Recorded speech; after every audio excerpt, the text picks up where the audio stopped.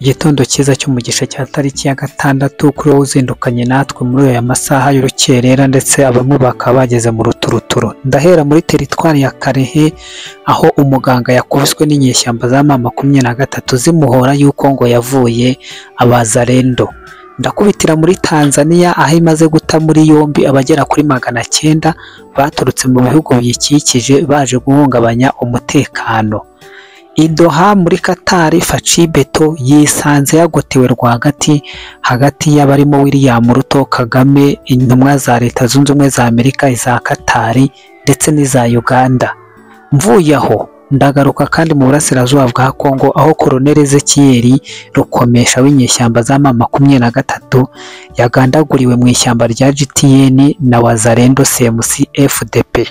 Iyi ni Nkubi Official TV ngo ikaze cyane kuri uzindukanye natwe kwifuriza kugubwa neza, ariko mbere ya byose mbabazana mbese mwaramutse amahoro, mwaramutse mute? Twebwe i Kigali turi amahoro, namwe nimutubwira aho muherereye nuko mwaramutse. Ubundi mwinjirane like, ndabasaba kwinjirana like, mu commenting, mu sharing, mu bundi abahageze aribwo bwa mbere mwakora sabone cyangwa subscribe, ibintu bikakomeza kugenda bigenda neza. Ndabifuriza rero kugubwa neza n'iki gitondo cy'umugisha cya tariki ya gatandatu z'ukwezi k'Ugushyingo. Ntadindiganyije reka mpere kuri ino nkuru yo muri Tanzania. Mu mukwabo ukomeye w'injyana muntu muri Tanzania hari gukorwa imikwabo by'umwihariko mu mijyi ya Dar es Salaam, Arusha, Mwanza, Morogoro. Iyi mijyi yose irimo irakorwamo imikwabo ikomeye cyane, ariko nanone by'umwihariko ku mupaka utandukanya Tanzania na Kenya, ahangaha ahazwi nka Namanga border. Ahangaha akavugwa yuko muri iyi mikwabo irimo irakorwa muri Tanzania hamaze gufatwa abasaga 900. Abangaba bakaba bamaze gutoranywa bagasangwamo abakabakaba 200 bakoze mu nzego zitandukanye zigendanye n'umutekano w'ibihugu bakomokamo. Ubwo harimo abasirikare, harimo abapolisi, harimo abaperereza, harimo ababa bashinzwe nk'amarondo, izo nkeragutabara, biriya bintu byose bigendanye na force z'igihugu bakaba batoraguwemo abagera kuri 200. Mu birimo birakorwa rero n'isaka rikomeye ririmo rirakorwa cyane cyane, harasakwa imodoka ziri guturuka muri Kigali, ubwo ni izituruka mu Rwanda, izituruka Uganda, izituruka Nairobi, ngo zicungwe zireba niba ibikoresho ziri kwinjiza Tanzania cyangwa imodoka ziri kwinjiraho nta bintu zinjiranye. Ikindi harimo harakorwa isaka rikomeye ku nyubako zikomeye zikoreshwa cyane n'Abongereza, Abanyakenya, Ababiligi, Abanyakanada, Abanyamerika. Cyane cyane ubwo inyubako zivugwa ahangaha harimo amaofisi, amahoteli, amarestobari, amaroji. Ibyo byose birimo biragenda bicekingwa kamwe ku kandi, bikavugwa neza rero ko Tanzania imaze gufatamo abagera kuri 200 bakoze muri force cyangwa mu gisata kigendanye n'umutekano w'ibihugu bitandukanye.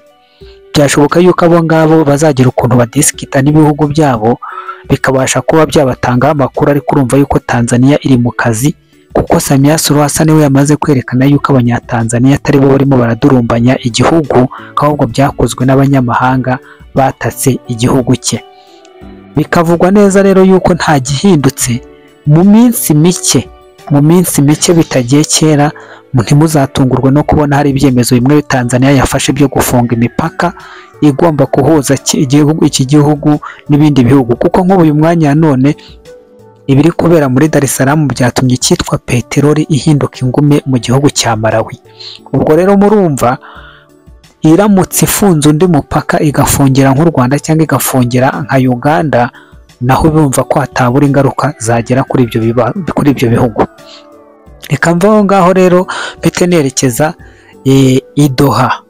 Reka nerekeze Doha muri Qatar aho ibintu bitari kwifata neza. Inama ya Doha yatangiye ejo bundi ku itariki ya 4 ya 5 iraza gusoza uyu munsi ku itariki ya 6, aho impande zitandukanye abayobozi n'abakuru baza guverinoma mu bihugu bitandukanye bari bayiteraniyemo. Iyi nama rero ikaba yaritabiriwe na William Ruto, ikitabirwa na Kagame w'u Rwanda, hakabamo Faci Beto, hakabamo n'intumwa za Uganda. Aya makuru yatangajwe na radio RFI y'Abafaransa. Rero mu kiganiro cyaje kubaho cy'umwihariko ni ikiganiro intumwa za Katari zahurijemo perezida w'u Rwanda, uwa Kongo ndetse n'uwa Kenya ndetse n'intumwa ya Leta Zunze Ubumwe za Amerika, ubwo muramwumva ni Mossad Bronson. Ni ukuvuga ngo Faci Beto yisanze ari hagati y'abagabo bagera muri 4 kandi bose bamuteraniye. Ari naho rero ibintu tuza kwibaza ngo mbese ni ibiki bari buze kuva i Doha, niba bamwemeje ku gahato ibyo agomba kugenderaho nk'amategeko yabo, niba yabananiye se. Ibi byose turaza kubikurikirana mu minsi iri imbere, tuzabona ingaruka cyangwa ibimenyetso byabyo. Ikindi cyabereye i Doha, biravugwa yuko inyeshyamba za M23 bari kuzisaba cyangwa bari kuzitegeka gusubiza ubutaka zafashe, nazo zigahakana, kandi zitararekura ubutaka zafashe. Icyo kuvuga ngo barasinya cessez-le-feu, ngo barasinya ngo amasezerano ngo y'iki n'iki, ntibishoboka. M23 iragaragaza yuko ngo ibice yafashe abaturage baho ngo babayeho neza, ngo nta kibazo cy'ubukene bafite, ngo nta kibazo cy'inzara. Nkibaza ngo muri aya mezi angahe ko baje barwana, bazanye ibihingwa mu migongo byabo, baje bikoreye imirima ku mitwe, ku buryo ki bazanye ibintu bimara abakongomani inzara. Ahubwo ngira ngo niyo bari bafite nayo ubwo bayongeye kuya abakongomani bari basanganye. Ku uyu mwanya wa none murabizi Goma barabambura, barasahura, baratwika, barica, barashimuta, nibyo biba bibereyemo. Ariko yikagaragaza yuko ngo mu bice iherereyemo ngo ibintu byose rwose ngo bimeze neza, ngo ni munangi. Ngo ahubwo uruhande rwa leta ya Kongo ngo nirwo rufite ibibazo, ngo abaturage bari mu bice ngo bigenzurwa na leta ngo nibo bakennye, ngo nibo bakeneye ngo ubufasha ubw'imiryango mpuzamahanga, ngo naho M23 iba ngo ni muri paradizo, ngo nta bibazo bafite. Leta ya Kongo nayo rero igahakanikana niti tutarasubizwa ubutaka bwacu santimetero ku yindi, yo gutekereza ngo turagira ibiganiro ngo by'ubwumvikane hagati yacu namwe mu byibagirwa. Ngayo nguko reka mpite nje nerekeza rero hano muri teritwari ya Karehe. Ubwo namanutse muri Kivu y'Amajyepfo mvuye muri Kivu ya Ruguru. Ahangaha muri teritwari ya Karehe ku ivuriro rimwe abaganga bakubiswe inkoni nk'izakabwana, bakubitwa na M23 bazira ko ngo bavuye abazarendo bakomeretse. Urumva ni mu mirwano baba bahuriyemo. Hano ukaba wakwibaza ngo umuganga hari uwo yemereye gufasha n'uwo atemereye gufasha. Umuganga, umucamanza, umwavoka, ngira ngo abo bantu uko ari 3, niba hari n'abandi nibeshyeho, ariko abo 3 bibanze nta muntu n'uyu n'umwe batemerewe gufasha, batitaye ngo ni umwanzi, ngo nugize gute. Umusanze wese agomba kumufasha, nta zindi nkomanga, nta bindi bintu bigendeweho byo kureberwaho. Rero kubita umuntu ngo nuko ngo arazira yuko ngo yavuye abazarendo, ibi ni akarengane. Bikavugwa yuko umuganga umwe mu bakubiswe ari wo wababajwe cyane, byabaye ngombwa yuko ahita ahabwa ambulance ikamujyana i Bukavu ku bitaro bikuru, akaba ari hajya kuvurirwa nyuma yuko izi nyeshyamba zari zamunegekaje, zamugiziye nabi cyane. Reka nsoreze rero ku nkuru ya Colonel ukomeye, Colonel Ezekiel mu 23. Ndavuga ngo ni Colonel Rukomesha Ezekiel. Uyu nguyu waturukaga mu bice bya Mweso ashaka ngo kwinjira Nyanzare, ari kumwe n'abarinzi be cyangwa abayesikoti be. Asanga naca mu muhanda ari busanga abahungu bamweteguye bahite bamurangiza, ajya guca mu ishyamba. Mu ishyamba rero yaciyemo ngo ni irya GTN. Iri shyamba n'ubundi yabaye nko guhungira ubwayo mu kigunda, asanga n'ubundi CMC FDP iraharyamye iramutegereje. Umuhungu iramwataka. Amakuru akavugwa yuko nyuma yuko uyu Rukomesha Ezekiel yari umwe mu barwanyi bakomeye bizi nyeshyamba zitakaje, ariko bikavugwa ko yatsinzwe mu ishyamba rya GTN n'abarinzi be, hakarokokwamo umwe wafashe icyombo ngo akajya guhamagara iyo bari bavuye iyo za Mweso berekeza Nyanzare.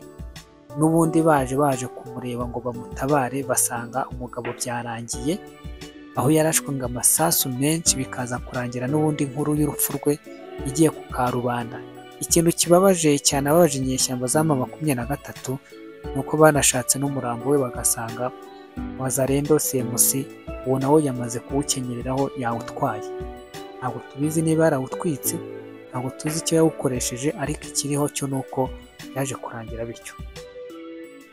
Amakuru yacu rero muri iki gitondo reka nyasubikira ahangaha, ubundi mbifurize kugubwa neza, basaba ntinyabona ntimwibagirwe gukora sabone ku bantu bashyashya, ntimwibagirwe gukora like ku bantu dusanganywe, ntimwibagirwe kandi gusharinga ku nshuti zanjye magara mwese, bavuga ngo mukomeze kugubwa neza, kandi abari kwerekeza mu mirimo n'abayigezemo mwese mbabwira ngo aho mwerekeje amaboko Uwiteka abahira abaha umugisha. Turaza gusubira mu kanya mu masaha y'isaa 2 nk'ibisanzwe. This video is not for to promote any terrorist, violence or hurting. Our purpose and target is to inform and to teach, not to hurt anyone wherever.